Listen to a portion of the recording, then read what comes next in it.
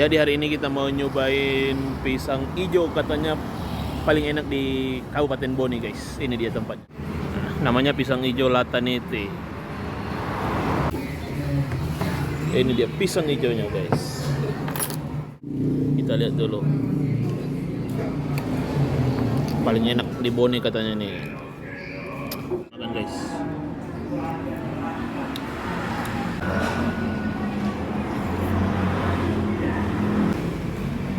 Pisang hijaunya lembut guys. Ini yang hijau-hijaunya ini itu yang bikin enak, lembut sama pisang.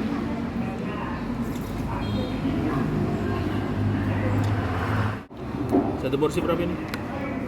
12. Hah? 12. Masa? Isi 2.